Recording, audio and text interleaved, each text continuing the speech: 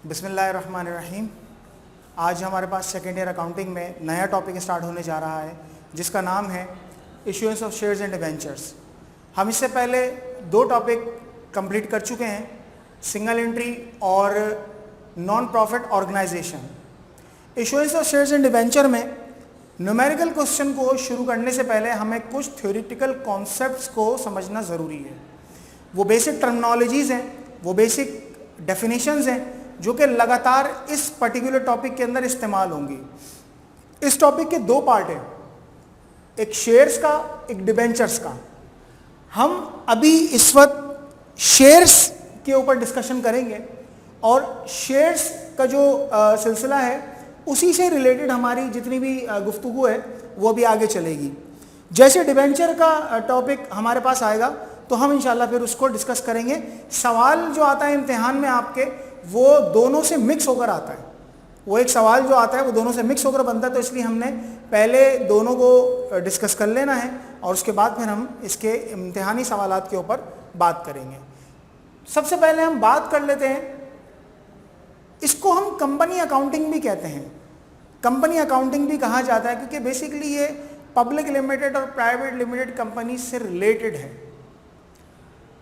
अब सबसे पहले बात कर लेते हैं हम कि शेयर क्या होता है। आपने अक्सर सुना होगा कि फलानी कंपनी के शेयर्स खरीद लो, पीएसओ के शेयर्स खरीद लो या फलानी टेक्सटाइल कंपनी के शेयर्स खरीद लो। ये शेयर्स क्या चीज़ होती है? दरअसल होता क्या है कि बिजनेस में आपको पैसे की ज़रूरत होती है। पैसे की जब ज़रूरत होती है तो आप बैंक से भी एक लिमिट में ही लोन ले सकते हैं।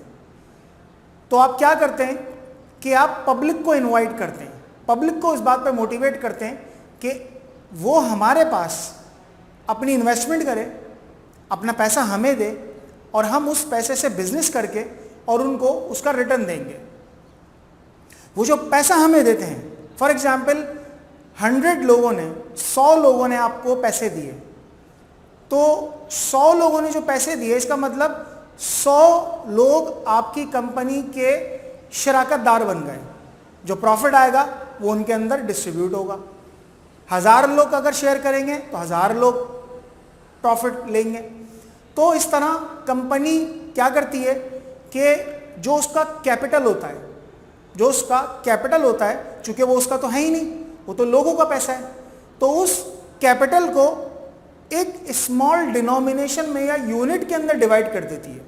आमतौर पर वो यूनिट है हमारा ₹10 का, आमतौर पर। मगर ये कोई हार्ड एंड फास्ट रूल नहीं है, 20 रुपये भी हो सकता है, 100 रुपये भी हो सकता है या इससे ज़्यादा भी। जनरली हम 10 रुपये को स्टैंडर्ड बनाते हैं। तो कैपिटल जो कंपनी का डिवाइड हो जाता है स्मॉल यूनिट्स में और वो ईच यूनिट कहलाता है शेयर। यानी अगर आप फॉर एग्जाम्पल कंपनी ने बिजनेस शुरू किया 10 लाख रुपए से, अब हमने कंसिडर कर लिया कि स्मॉल यूनिट उसका है 10 रुपये, तो हम क्या करेंगे, 10 लाख रुपए को 10 रुपये से डिवाइड कर देंगे तो कंपनी के कितने शेयर्स आ गए? 1 लाख शेयर्स। इसका मतलब ये है कि 1 लाख शेयर से कंपनी ने अपना बिजनेस शुरू किया है। दरअसल उसका एक्चुअल तो जो कैपिटल है वो 10 लाख रुपए, लोगों की इन्वेस्टमेंट 10 लाख रुपए की है, मगर हमने उसको शेयर्स में कन्वर्ट करा तो वो 1 लाख शेयर्स निकल कर आए। इसी तरह ये जो बिजनेस में पैसा लगाया जाता है शेयर्स की सूरत में, तो उस पैसे से कुछ रिटर्न भी आता है। इंशाल्लाह हम उसके ऊपर आगे बात करेंगे। तो शेयर आपको समझ में आ गया कि शेयर क्या होता है। अब एक छोटा सा फर्क है पब्लिक और प्राइवेट कंपनी में, हम इस बात को समझ लेते हैं।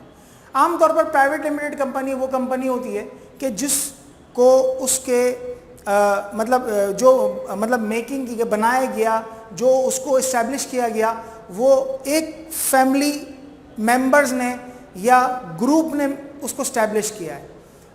वो दोस्तों में से आपस में उसको इस्टेब्लिश किया दोस्तों ने।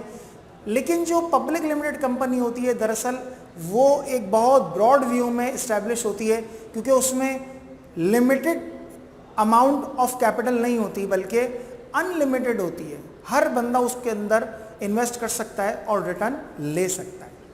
तो इस तरह पब्लिक और प्राइवेट लिमिटेड कंपनी के अंदर सबसे पहला फ़र्क जो है, वैसे तो फ़र्क बहुत सारे हैं मगर हम चंद फ़र्क के ऊपर बात कर लेते हैं कि जो प्राइवेट कंपनी की मैक्सिमम 50 मेंबर्स की लिमिट होती है, 1 से 50 तक मेंबर्स हो सकते हैं उसमें, लेकिन कम से कम दो। इसी तरह पब्लिक के अंदर कम से कम 7 है, लेकिन अपर लिमिट कोई नहीं है। यहाँ पर मेंबर्स से मतलब ये है कि दरअसल वो शेयर होल्डर्स या वो लोग जो पैसा इन्वेस्ट करने जा रहे हैं 2 और 50 के दरमियान होंगे प्राइवेट कंपनी में, मगर पब्लिक के अंदर वो कम से कम 7 या अपर लिमिट कोई नहीं है। 1000, 2000, 10,000, 1 लाख या जो भी व्हाट्सोएवर तादाद है हो सकती है। इसी तरह प्राइवेट कंपनी जो होती है वो आम पब्लिक को इनवाइट नहीं कर सकती कि भाई आकर के मेरे शेयर्स खरीदो।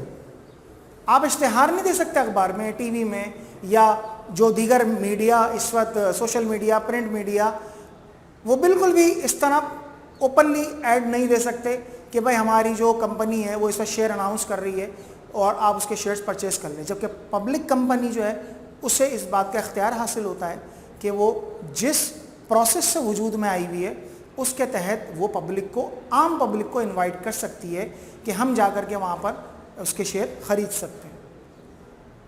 इसी तरह डायरेक्टर्स की तादाद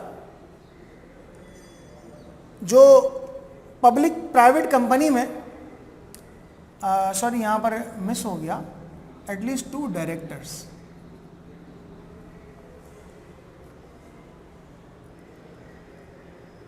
पब्लिक कंपनी और प्राइवेट कंपनी में डायरेक्टर्स की तादाद भी डिफरेंट है, जिसको जो है मौजूद मतलब हम यहाँ पर फ़र्क कर सकते हैं कि जिसमें कम से कम 2 होनी चाहिए और पब्लिक कंपनी के लिए कम से कम 3 डायरेक्टर्स की तादाद होनी चाहिए। इसी तरह शेयर्स जो ट्रांसफ़र होते हैं वो प्राइवेट लिमिटेड कंपनी में इजीली नहीं हो सकते। जिस ग्रुप ने, जिन लोगों ने या जिन फैमिली मेंबर्स ने वो कंपनी बनाई होती है, बस वही लोग आपस में शेयर्स की ट्रांसफ़र कर सकते हैं और जो है वो ओपनली नहीं कर सकते। पब्लिक लिमिटेड कंपनी में ये काम बिल्कुल ओपनली हो सकता है। तो इस तरह इसके अलावा और भी बहुत सारे डिफरेंसेस हैं, लेकिन बस प्राइवेट और पब्लिक लिमिटेड कंपनी का थोड़ा सा फ़र्क हमें समझना ज़रूरी है ताकि हम इस बात का अंदाज़ा कर सकें कि हम जो issues of shares and debentures को पढ़ने जा रहे हैं तो ये ज़्यादातर पब्लिक लिमिटेड कंपनीज़ के ऊपर जो है वो बेस कर रहा होता है। पब्लिक लिमिटेड कंपनीज़ आमतौर पर वो कंपनीज़ होती है जिनके शेयर्स इजीली मार्केट में मिल जाते हैं, आप स्टॉक एक्सचेंज में जाकर के आसानी से इनके शेयर्स ख़रीद सकते हैं। तो इस तरह आज के इस वीडियो लेक्चर में हमने इस पर्टिकुलर डिफरेंस के बारे में और शेयर्स के बारे में डिस्कस किया। इंशाल्लाह अगली वीडियो में हम मज़ीद टर्मिनोलॉजीज़ को भी डिस्कस करेंगे। अस्सलाम वालेकुम।